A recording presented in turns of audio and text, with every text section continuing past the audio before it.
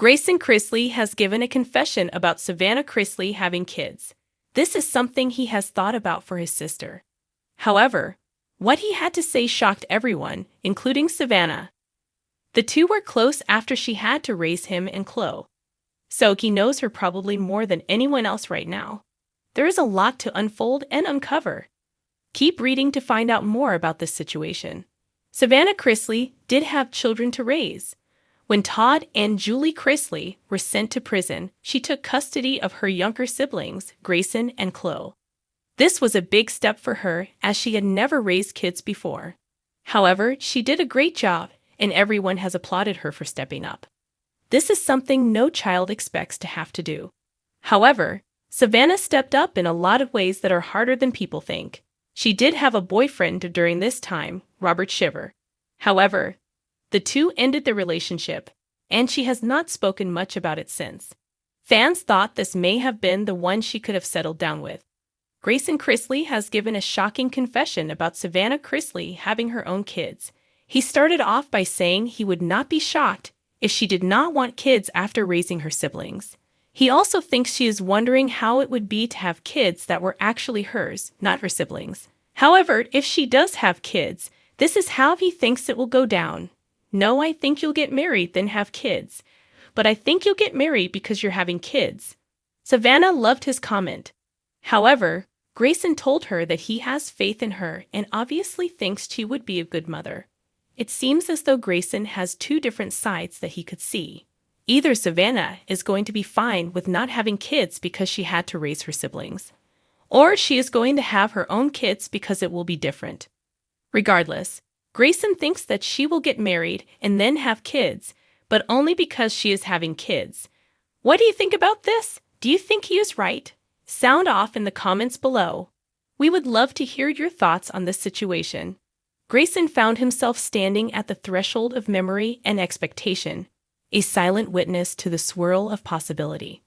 The world he loved, with its gentle hum and familiar faces, had changed in ways he could feel but couldn't yet name. Savannah, always the one whose presence carried warmth and clarity, moved through the years with a quiet determination, a thread weaving through time that drew him toward a new horizon. And now, that horizon, having kids, hovered before him like a door slightly ajar, revealing only just enough to stir both wonder and uncertainty. He breathed deeply, sensing the pulse of life in the rooms around him. Places that once held laughter distilled through childhood, echoes of sibling rivalry, and the soft glow of home. That home was shifting. Layers of identity settled over the past, softening edges as the future rearranged itself. The question that formed in his chest refused to settle. Savannah having kids meant unfinished conversations, dreams forming in the dark, pulses of the unknown. He carried the weight of not knowing how to name it. Yet the gravity pulled him in. In the hush of morning, he wandered through corridors of memory. Walls held snapshots of holidays, reunions, moments when Savannah's smile opened like a door, and he felt that incredible lift of belonging. Now, Savannah having kids would be that smile cast forward, an echo reaching beyond the known. The unspoken possibilities hovered. Children with her eyes, or laugh, or quiet strength. Children who might one day stand in this same threshold, hearing the stories of what came before. In imagining them, he felt his breath catch. The possibility was both tender and terrifying. The edge of adolescence lingered in his thoughts. He remembered the times they patrolled the boundaries of growing up together, the late-night dares, the whispered confidences, the world built between them. In those years, he learned to trust that Savannah saw more of him than he ever saw himself. He trusted that same vision now, even as the door opened to a world uncharted, one beyond sibling, beyond childhood. A world of kids. He thought of Savannah's face when she spoke of hopes and quietly sketched future outlines in her mind. She carried plans in shapes, in soft phrasing, and he listened without forming responses, letting the words bloom inside him. Now all those murmured future shapes pointed to children. He could feel them like ripples emanating outward, a sudden tenderness for that unseen life, a love growing in the dark, stirred within him. And behind it, a trembling vulnerability. Another shift, Another reminder that life stretches out in ways he didn't control, but could only meet with an open heart. Grayson's confession came not in spoken words, but in the steady beat of his own pulse. In how he realized embracing the fullness of her journey, becoming someone who could celebrate future children as extensions of who she had always been, who he had always known. He recognized that he carried a quiet fear of irrelevance, a worry that this new family might eclipse his own place in her heart. Yet beneath that fear was the deeper truth, that love grows in breadth when nourished. He felt a shift in the air, as if the whole household understood. Walls and corners held the soft vibration of expectant hearts, perhaps theirs, perhaps his alone. Grayson became acutely aware of how utterly personal it all felt, and yet how universally rooted in love. Having kids with Savannah meant reconfiguring his place, not replacing who he was in her life, but evolving alongside her, through a new frontier. He felt a pang of both loss and gain, instability and firm promise. His confession lay in how he let himself soften, let go of rigid definitions of relationship, that he allowed his heart to expand, even though he could not yet fill the spaces with images. There were no pictures of them as grown children, no phrase capturing his fears or hopes. Only the movement inside him, an unspoken catharsis of surrender and devotion. He paced through memories of shared laughter and shared silence, of brotherhood and protection. Those memories, once vibrant and exclusive to a past world, began to shimmer with new overlay. How might he explain these stories to her children one day? How would he meet them? Eyes wide, bright, trembling? He imagined lines between generations, bridging years. And in that hands and heart trembling, he felt himself ready. The confession. He wanted to love them too. There was a morning when sunlight slanted through the curtains in a way that made everything feel possible. He felt awake to himself in a fresh way.